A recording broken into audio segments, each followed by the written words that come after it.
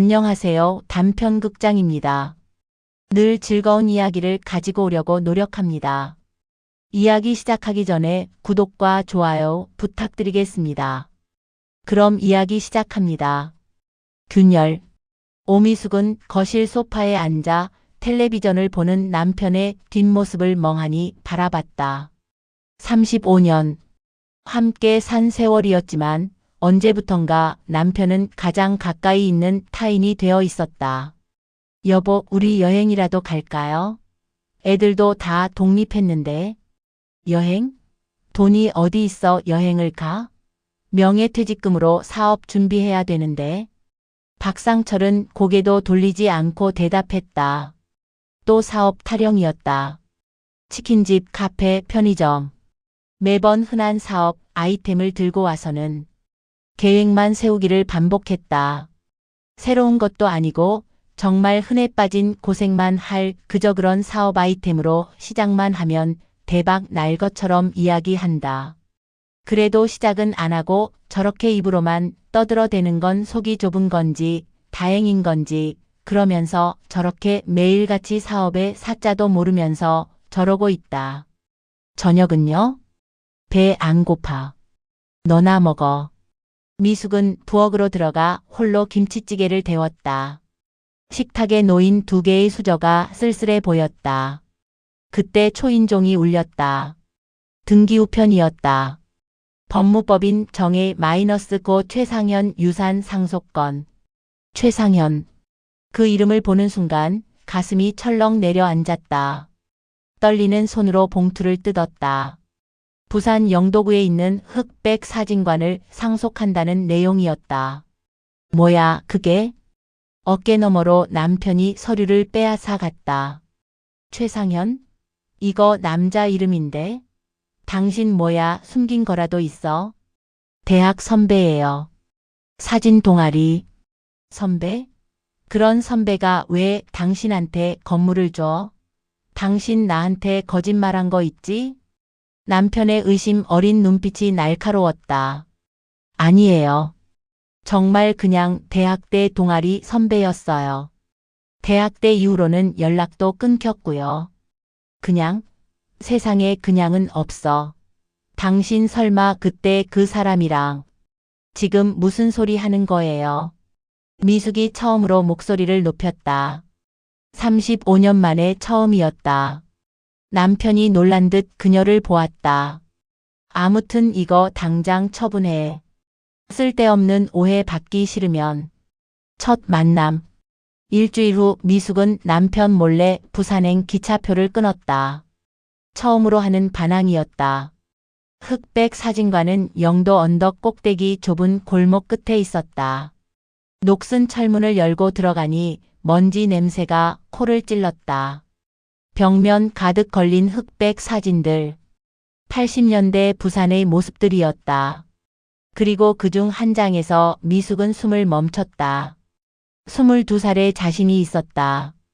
긴 머리를 휘날리며 환하게 웃고 있는 꿈으로 가득했던 시절의 자신이. 누구세요? 뒤에서 들려온 차가운 목소리에 미숙은 깜짝 놀랐다. 20대 후반의 남자가 적대적인 눈빛으로 그녀를 보고 있었다. 저는 오미숙이라고. 이곳을 상속받아서. 아, 당신이. 남자의 표정이 더욱 차가워졌다. 전 최우진입니다. 최상현의 아들이죠. 대체 당신이 뭐길래 아버지가 이곳을 당신한테 준 겁니까? 저도 모르겠어요. 정말로. 거짓말하지 마세요. 아버지가 아무 이유 없이 이럴 리 없어요. 어머니는 평생 아버지를 기다리다 작년에 돌아가셨는데 정작 유산은 당신한테 간 거잖아요. 우진의 목소리에는 분노가 담겨 있었다.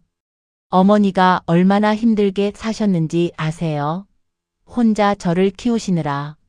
그런데 아버지는 당신 생각만 하고 있었던 거예요. 미숙은 할 말을 잃었다. 그때 문이 벌컥 열리며 덩치 큰 남자들이 들이닥쳤다. 위협.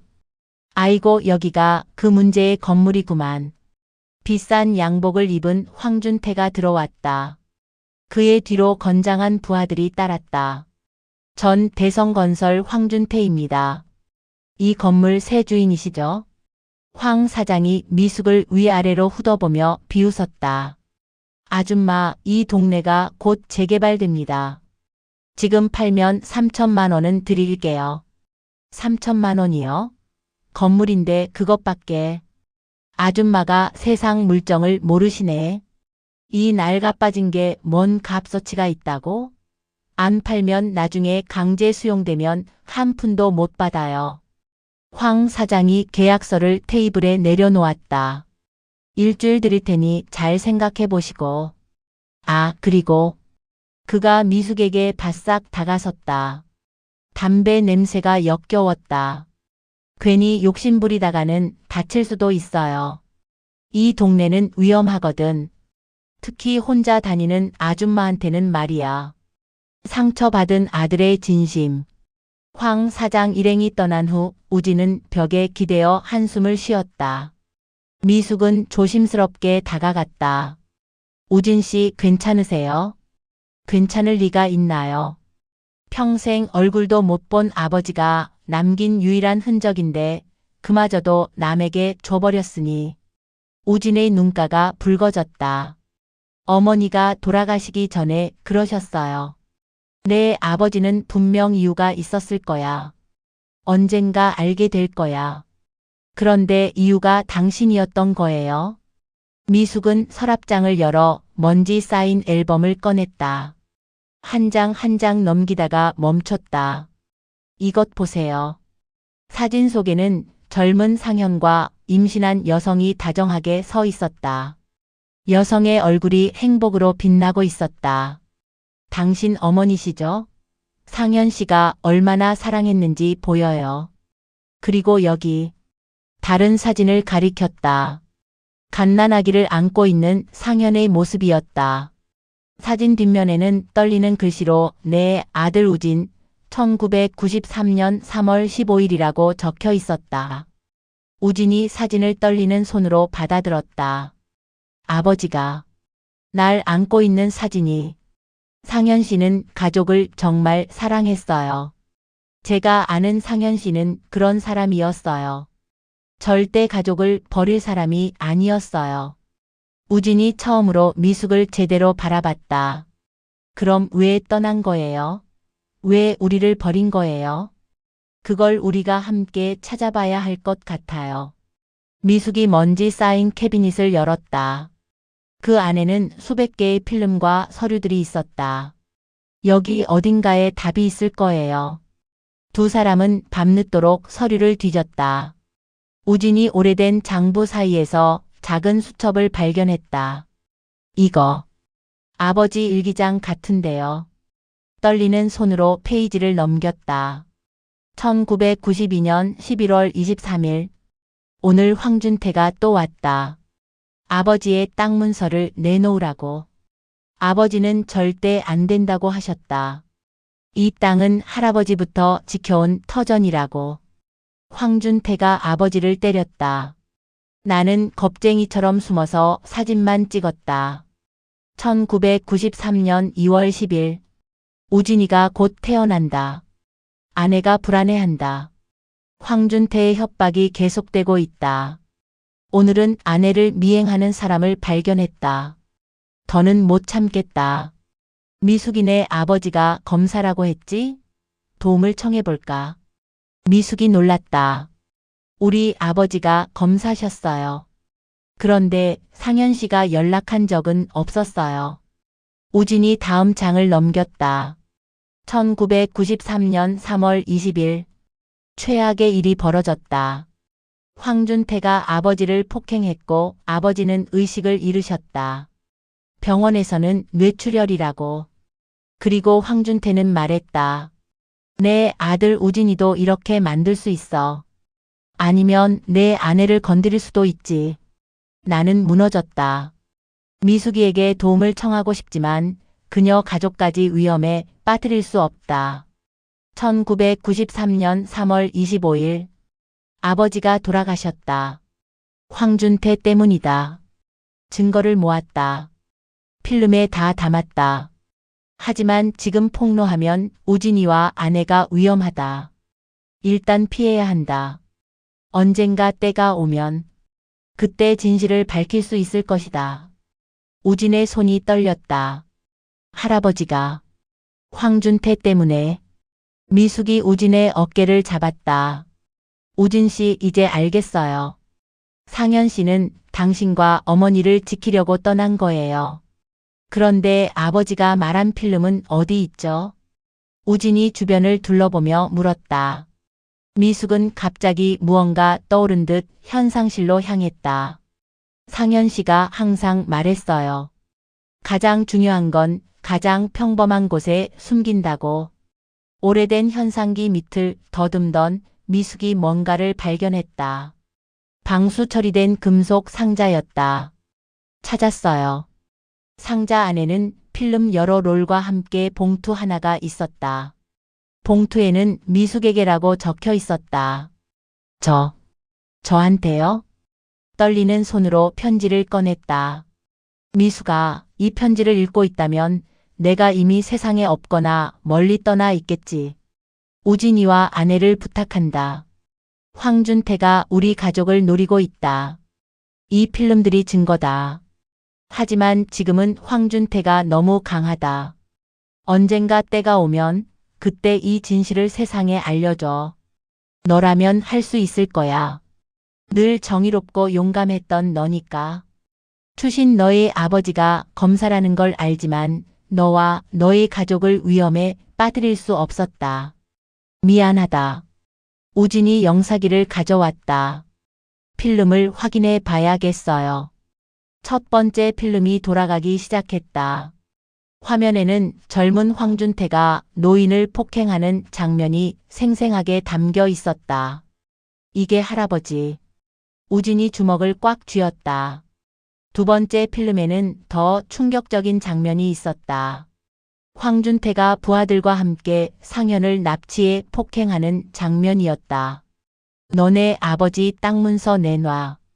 안 그러면 내 갓난아기 아들이 무사하지 못할 거야. 피투성이가 된 상현이 신음했다. 제발. 우리 아이만은. 세 번째 필름은 상현이 직접 촬영한 것이었다. 얼굴에 상처가 가득한 채로 카메라를 향해 말했다. 1993년 3월 28일. 나는 최상현입니다. 황준태와 그의 부하들이 우리 아버지를 죽였습니다. 그리고 내 가족을 위협하고 있습니다. 이 증거를 남깁니다. 언젠가 정의가 실현되길 바라며. 영상을 본 두 사람은 한동안 말을 잇지 못했다. 우진이 먼저 입을 열었다. 이모. 죄송해요. 그냥 나온 말이. 괜찮아요. 이모라고 불러도 돼요. 미숙이 우진의 손을 잡았다. 우진 씨, 이제 우리가 해야 할 일이 뭔지 알겠죠? 하지만 황준태는 지금도 이 지역 최고 권력자예요. 시장도 그의 사람이고 경찰서장도 마찬가지고. 그래도 포기할 순 없어요. 상현 씨가 목숨 걸고 지킨 증거인데. 그때 미숙의 핸드폰이 울렸다. 남편이었다. 어디야? 집에 안 오고 뭐 하는 거야? 부산이에요. 일이 있어서. 부산? 그 사진관 때문에? 당장 올라와. 안 그러면 이혼이야. 전화가 끊겼다. 미숙의 얼굴이 창백해졌다. 우진이 걱정스럽게 물었다. 괜찮으세요? 네. 아니, 사실 안 괜찮아요. 하지만 이제 와서 포기할 수 없어요. 미숙은 다시 필름 상자를 들여다봤다. 맨 밑에 또 다른 봉투가 있었다. 우진에게라고 적혀 있었다. 우진 씨, 이것도 있어요. 우진이 떨리는 손으로 편지를 읽기 시작했다. 내 아들 우진아. 내가 이 편지를 읽을 때쯤 너는 이미 어른이 되어 있겠지. 아빠가 너를 떠난 이유를 이해해 주길 바란다. 너와 엄마를 지키기 위해서였다.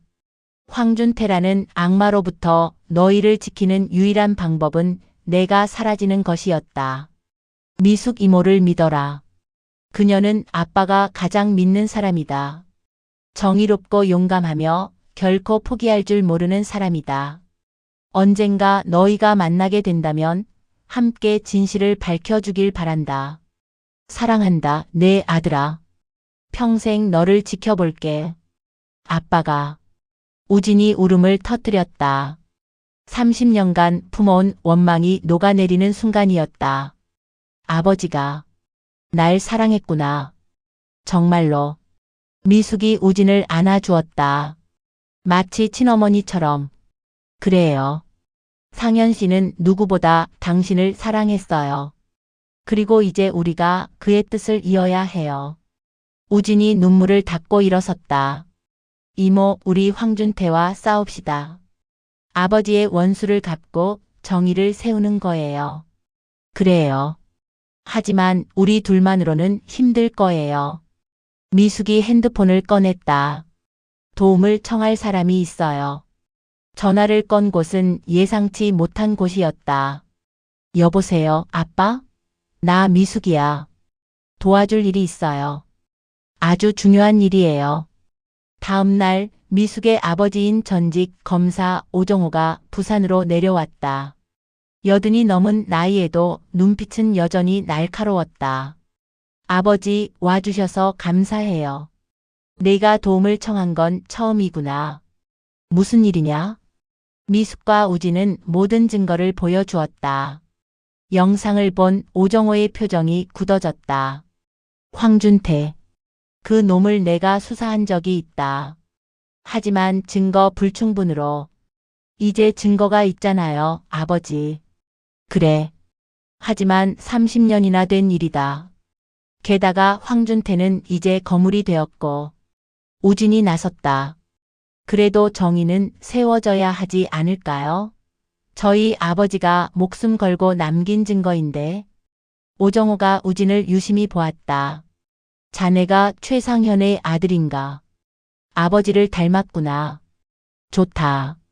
내가 돕겠다. 하지만 쉽지 않을 것이다. 그때 밖에서 차 소리가 들렸다. 황준태의 부하들이었다. 아줌마, 오늘이 마지막이야. 계약서 들고 왔으니까 도장 찍어. 문이 거칠게 열리며 황준태의 부하들이 들이닥쳤다. 그런데 오정호를 보고는 멈칫했다. 오정호 검사님? 이젠 전직이지. 그런데 자네들 지금 무단 침입에 협박까지 하는 건가? 부하들이 당황했다. 그때 황준태가 직접 들어왔다. 오 검사? 여기서 뭐 하시는 거요? 내 딸 일을 돕고 있지. 그런데 황 사장 30년 전 일 기억하시오? 황준태의 얼굴이 순간 굳었다가 이내 비웃음을 지었다. 30년 전? 무슨 소리를 하시는지.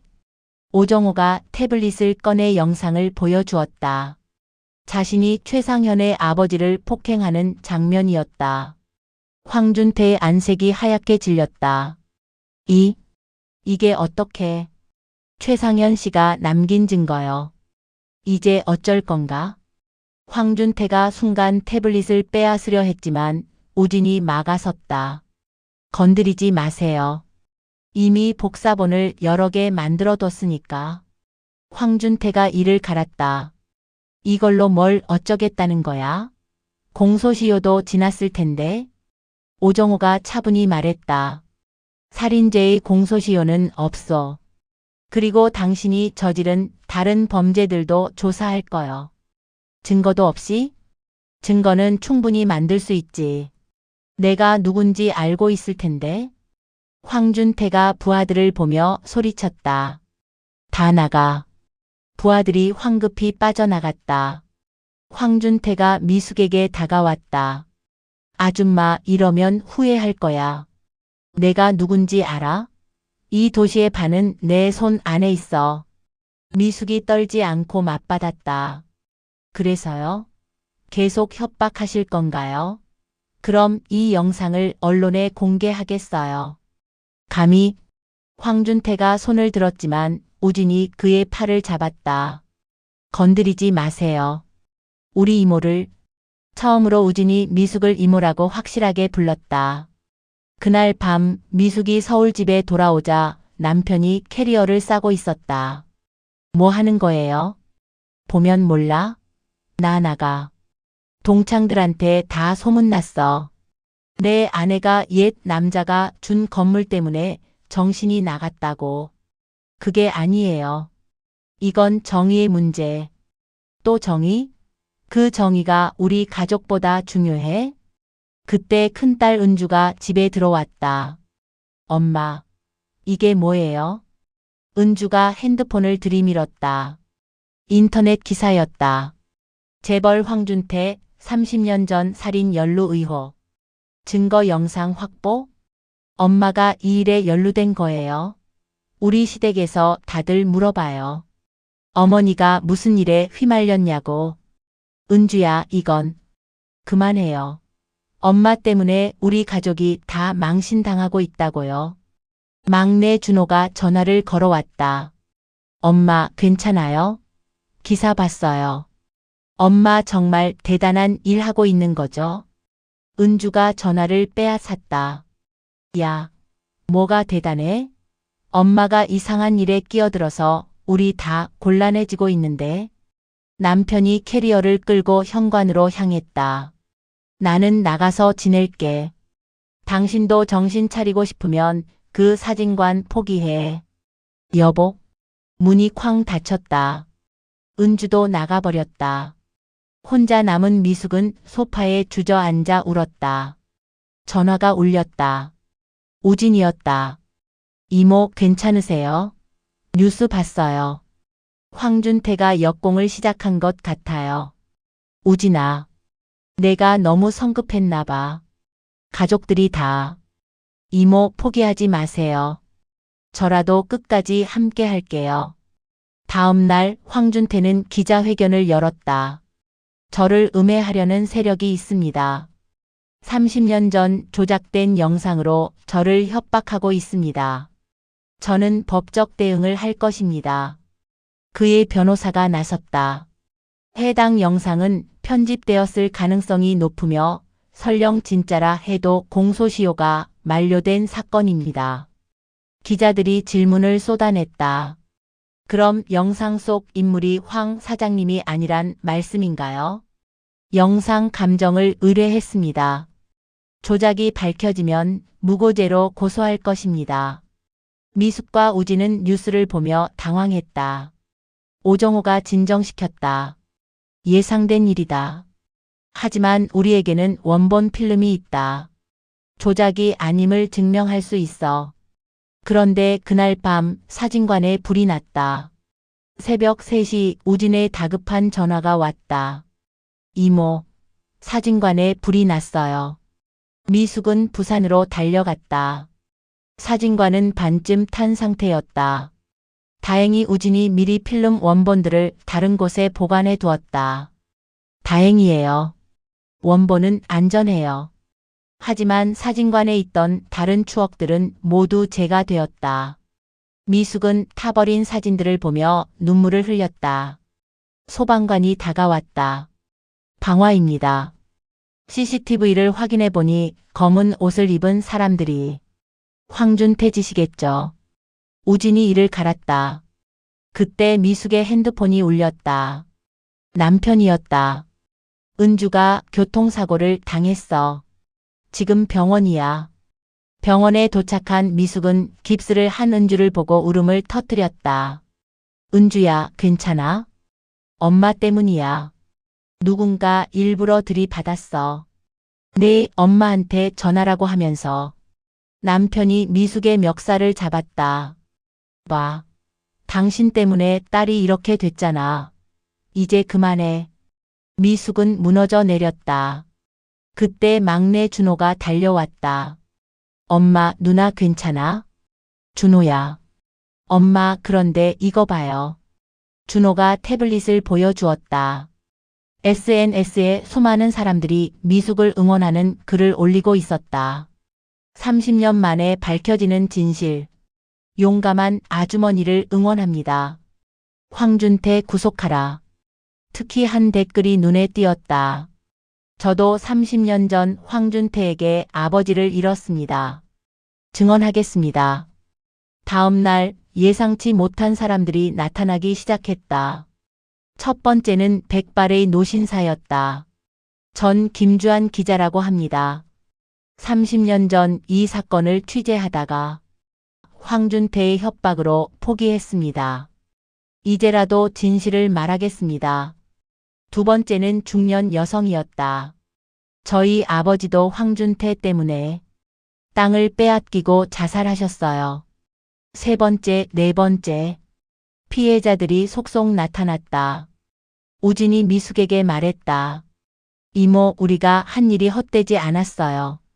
이 많은 사람들이 용기를 얻었잖아요. 그때 뜻밖의 인물이 찾아왔다. 황준태의 전 비서였다. 저도 양심 선언하겠습니다. 30년간 황 사장의 비리를 봐왔습니다.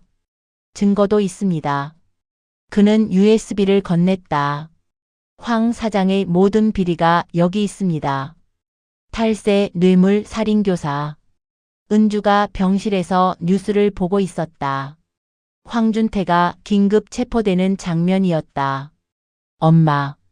미숙이 다가갔다. 은주야, 미안해. 엄마 때문에 다쳤지?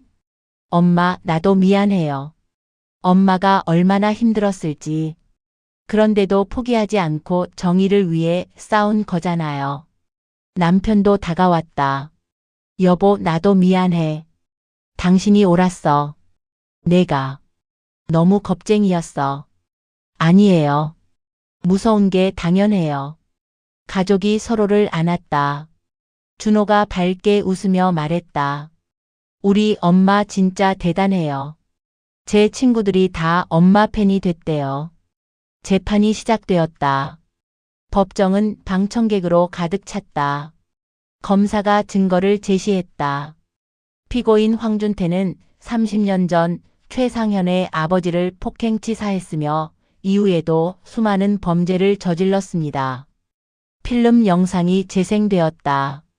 법정이 술렁였다. 황준태의 변호사가 반박했다. 이 영상이 진짜라는 증거가 있습니까? 그때 오정호가 증인으로 나섰다. 제가 30년 전 이 사건을 수사했습니다.